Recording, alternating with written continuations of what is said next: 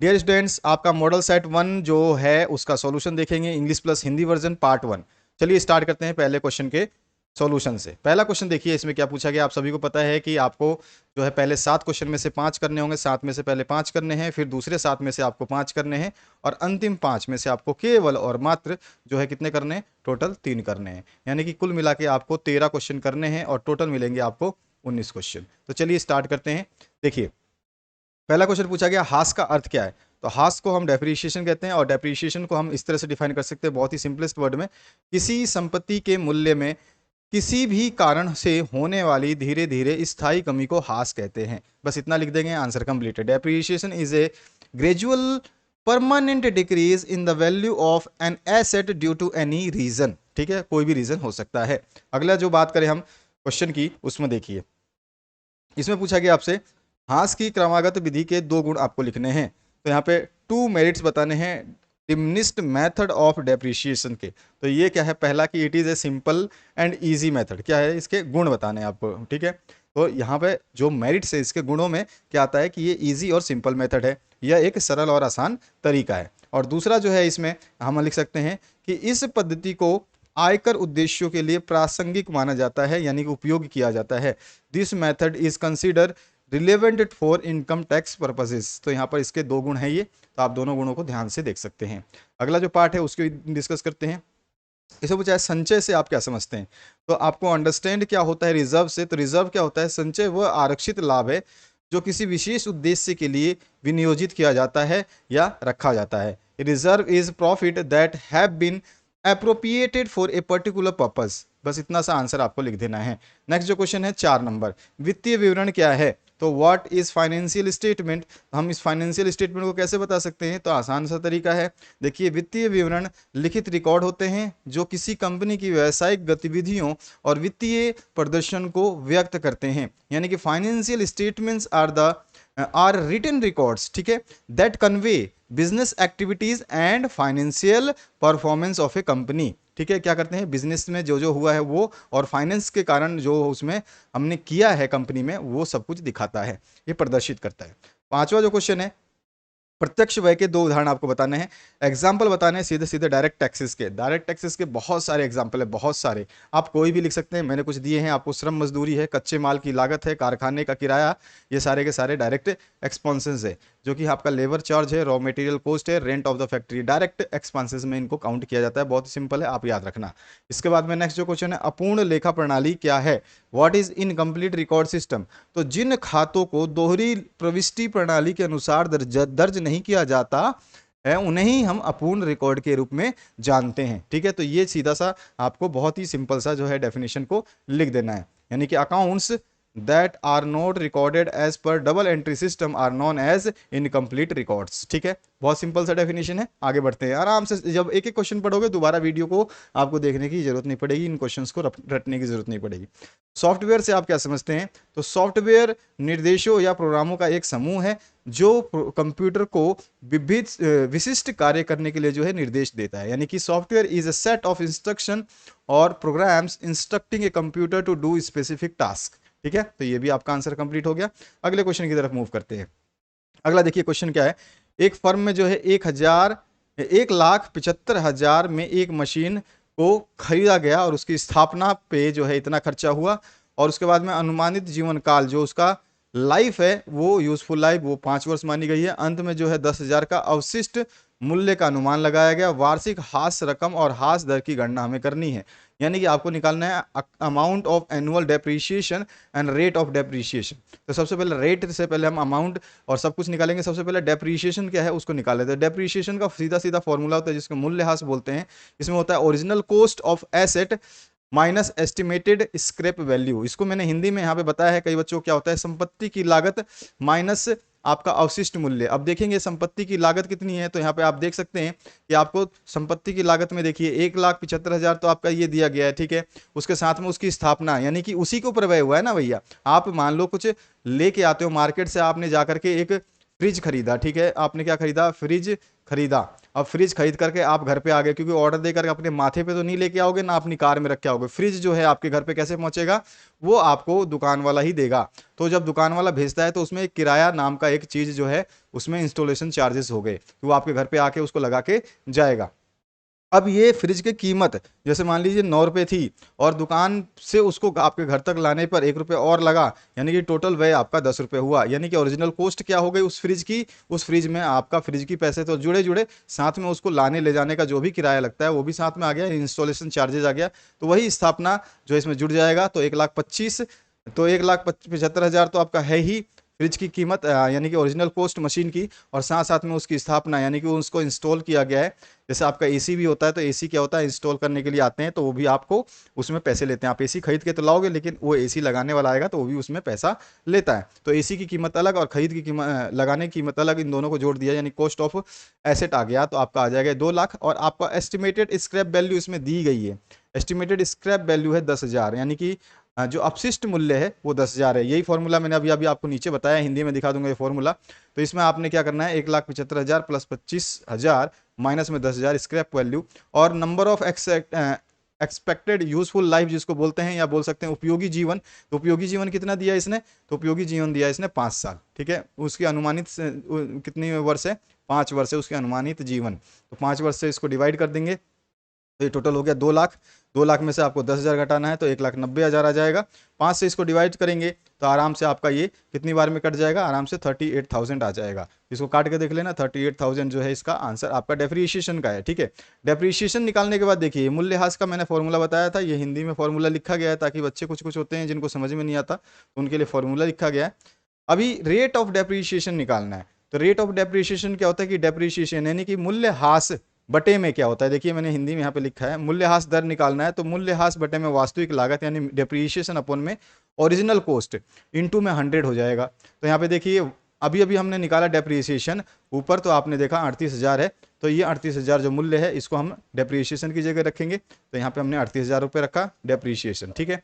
और हमारा original cost कितना है, तो टोटल कॉस्ट ओरिजिनल संपत्ति की लागत कितनी है, तो 2 लाख रुपए है, तो वही 2 लाख रुपए हमने संपत्ति की लागत ले ली, और गुणा में 100 कर देंगे। तो परसेंटेज निकालना है, दर निकालनी है, रेट निकालना है, रेट 100 में से ही होता है, तो 100 से मल्टीप्लाई किया, काट लो, जीरो से जीरो कट जाएगा, फिर जीरो से जीरो, ऊपर वाला एक जीरो, फिर नीचे वाला एक जीरो, ऊपर वाला एक, फिर एक, फिर एक और फिर एक, यानी कि 38 अपॉन में 2 आ गया। तो 38 को 2 से डिवाइड करोगे तो 19 आ जाएगा, 19% जो है इसका आंसर आ गया, ठीक है। अब आते हैं मूल्यह्रास के तत्वों को बताना है हमें। State the basic element of depreciation. तो इसमें क्या होता है, एसेट की कॉस्ट होती है डेप्रिसिएशन में, ठीक है ना। मैंने अभी बताया संपत्ति की कॉस्ट तो होती है, संपत्ति में संपत्ति का आजीवन अनुमानित जीवन है, estimated life of the asset, ये भी होता है। और उसमें स्क्रैप यानी कि रद्दी जिसको है, उसको हम सॉल्वेज वैल्यू भी कहते हैं, स्क्रैप वैल्यू भी कहते हैं, जो कि अभी अभी हमने ऊपर देखा। यहाँ पे देखिए, संपत्ति की लागत क्या क्या है, अवशिष्ट मूल्य भी है इसमें, और आपका संपत्ति की लागत भी है। तभी तो हमारा हास को निकालते हैं। तो डेप्रिसिएशन में ये तीन जो है बेसिक एलिमेंट्स हैं, 3 नंबर में आपको एक एक नंबर का इसमें मिल जाएगा। इस तरह से हो गया आपका। आते हैं नेक्स्ट क्वेश्चन की तरफ। तो यहाँ पर जो है आपका नेक्स्ट क्वेश्चन क्या है, यहाँ पर है आपका संचय के 3 महत्व बताने हैं। इंपॉर्टेंस ऑफ रिजर्व, रिजर्व करने के क्या फायदे हैं, तो बहुत सारे फायदे हैं, हम तीनों में बता सकते हैं।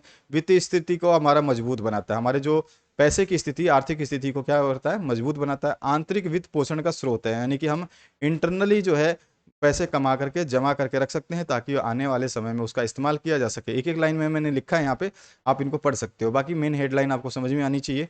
और इसके अलावा जो है उद्यम की प्रतिष्ठा बढ़ाता है। अगर आपको इनकम हो रही है तो बोलेंगे यार वाह, क्या यार ये ऑर्गेनाइजेशन या फिर ये कंपनी या फिर ये दुकान बहुत अच्छी चल रही है, जिससे कि आपके रिलेटिव या आपका पार्टनर जो है उनको भी अच्छा रिजल्ट मिलता है ना, और आपकी कंपनी की छवि जो है, प्रतिष्ठा उसकी बढ़ जाती है। तो यहाँ पर जो है हम इसको इस तरह से लिख सकते हैं, ये क्या करता है, स्ट्रेंथिंग द फाइनेंशियल पोजीशन। दूसरा है सोर्स ऑफ इंटरनल फाइनेंसिंग हो जाता है, और enhance the reputation of the enterprise और कंपनी, ठीक है। तो ये रेपुटेशन भी बढ़ाता है। तो ये 3 तरह के आप जो है इसमें लिख सकते हैं, इसमें भी 3 नंबर आपको मिल जाने हैं। अगले क्वेश्चन की बात करते हैं। निम्नलिखित सूचनाओं पे अंतिम रहतिया एवं बेचे गए माल की लागत की गणना करनी है, ठीक है। तो यहाँ पे क्या करना है, इंफॉर्मेशन से कैलकुलेट करना है क्लोजिंग स्टॉक और कॉस्ट ऑफ गुड सोल्ड, ठीक है। यानी कि अंतिम रहतिया, तो यहाँ पे माल का लागत जो है, यानी कॉस्ट, यहाँ पे कॉस्ट ऑफ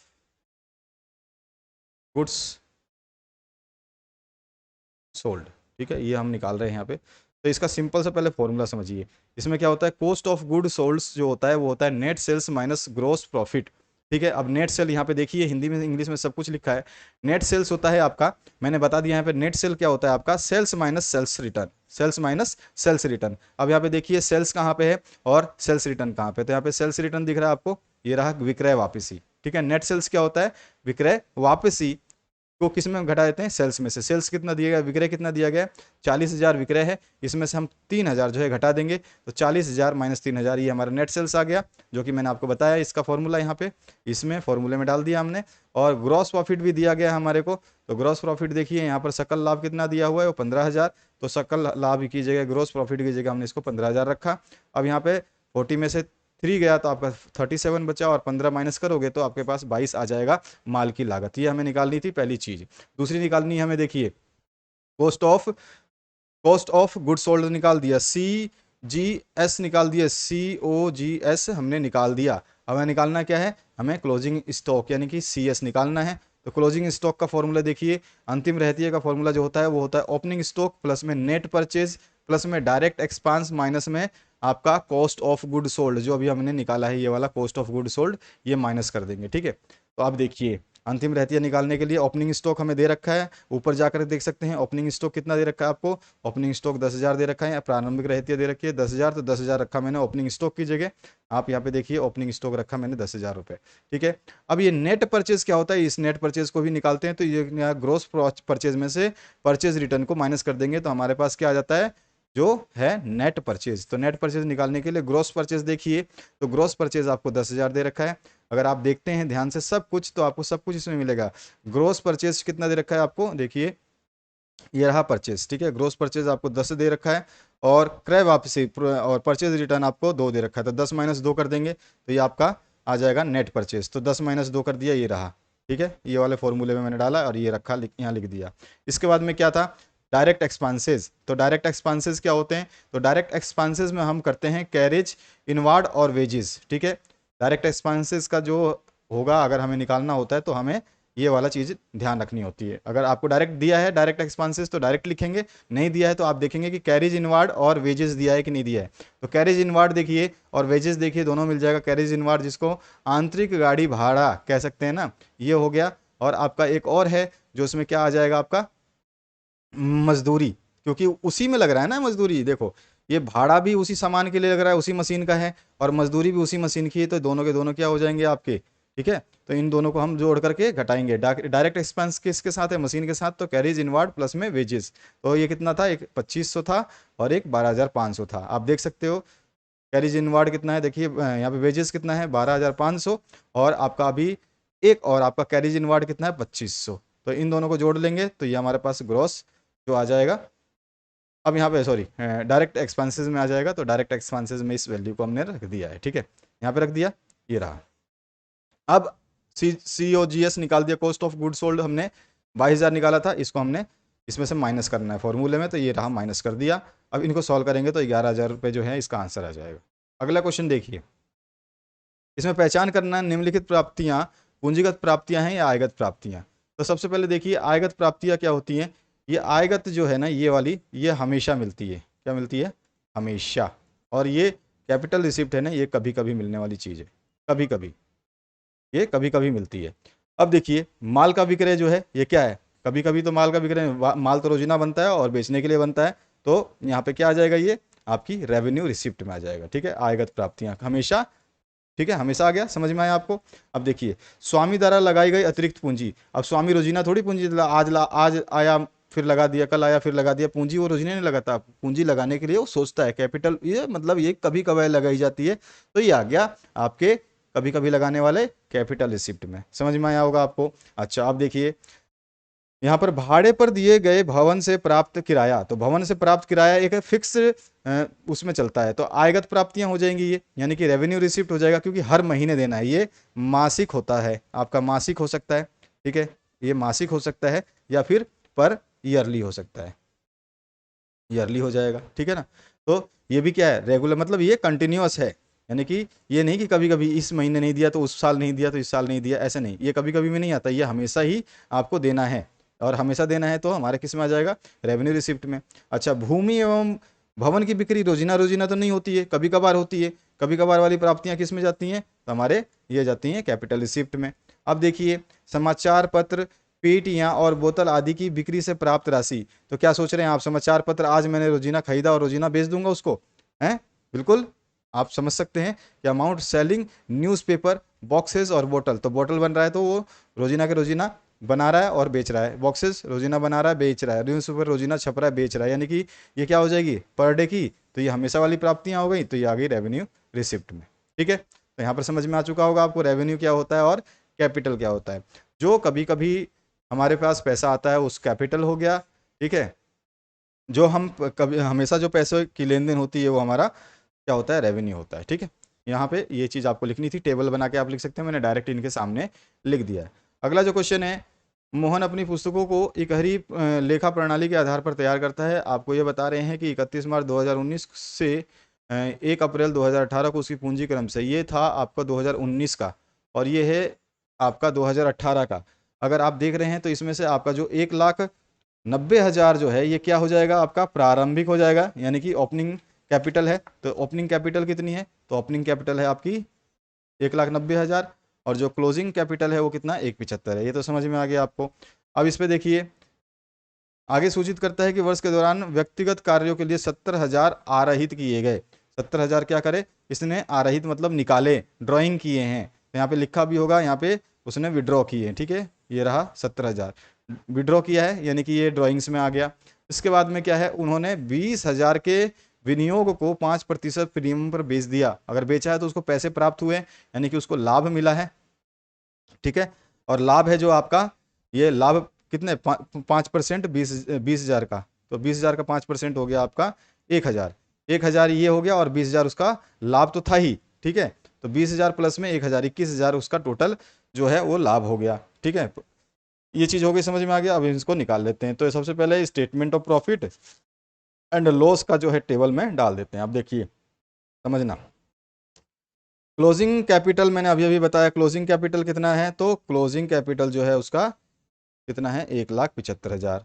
और ओपनिंग कितना था? 1,90,000 था, याद है ना? ये रहा देखो ओपनिंग, ये रहा, इसको माइनस कर लेंगे, लेस करेंगे।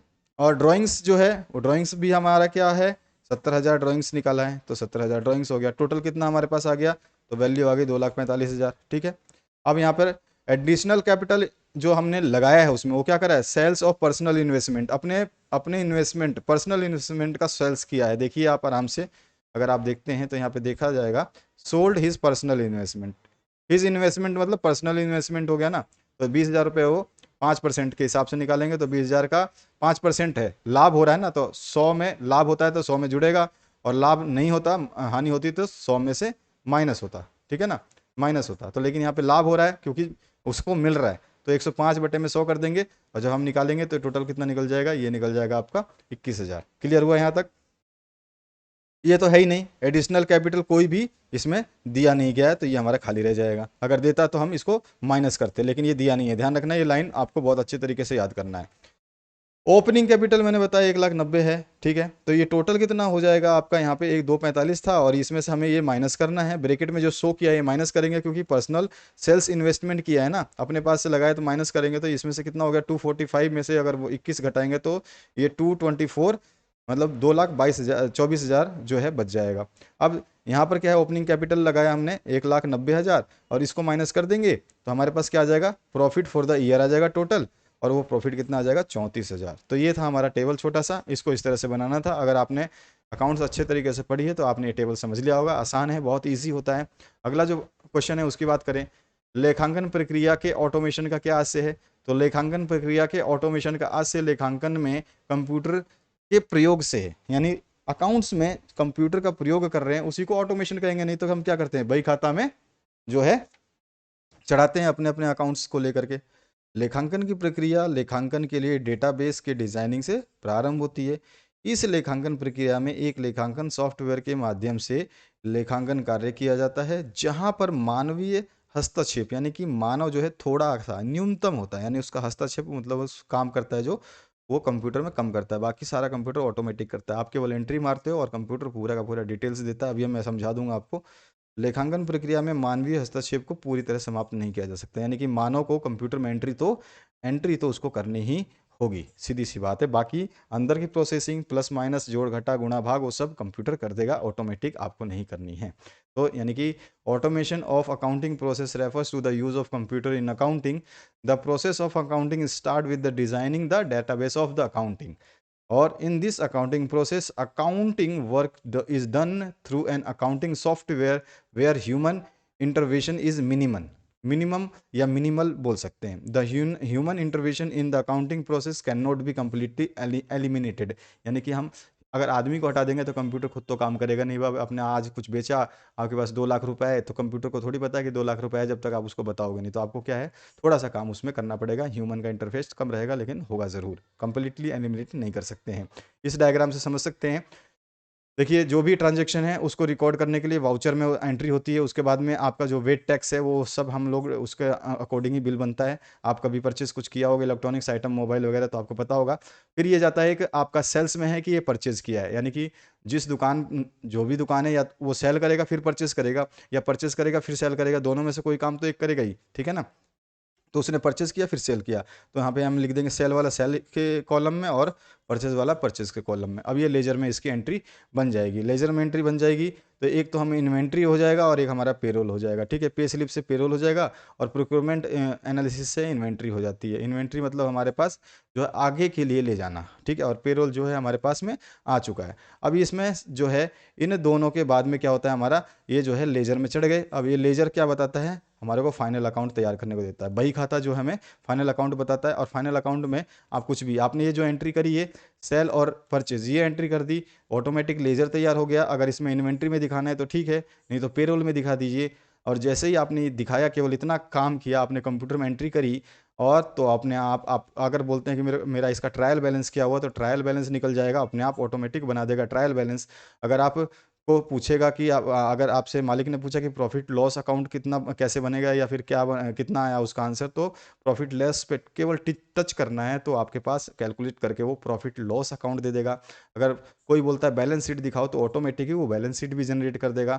और अगर वो आपसे कैश फ्लो रेशो मांगता है तो भी आप उससे डायरेक्ट केवल कमांड दे देंगे, क्योंकि एंट्री आप कर चुके हैं, बस आपको टिक करना है फाइनल अकाउंट पे और ये सारे ऑप्शंस आपको दिखाई देंगे। ट्रायल बैलेंस देखना है या प्रॉफिट लॉस अकाउंट देखना है या फिर बैलेंस शीट देखनी है या फिर cash flow and ratio analysis देखना है, तो आपको जिस पे भी टच करोगे, जैसे आप मोबाइल में आइकन्स होते हैं ऐसे इस तरह से कि आपका एक फेसबुक है, एक ट्विटर है, एक आपका कुछ भी है, जिस पे टच करते हो वो चीज़ वहाँ पे दिखाई देती है। तो यहाँ पर भी ऐसे ही है, आपका ट्रायल बैलेंस जो है आपका वो हो सकता है, प्रॉफिट एंड लॉस हो सकता है अकाउंट आपका, उसके अलावा बैलेंस शीट हो सकती है, कुछ भी आपका कैश फ्लो स्टेटमेंट जो है आप देख सकते हैं। तो इस पर जिस पे भी क्लिक करोगे वो ऑटोमेटिक चार्ट बन के आ जाएगा, जो अभी आपने एंट्री करी है वो DRCR पर्टिकुलर के हिसाब से जो है आपको फाइनल बैलेंस दिखा देगा।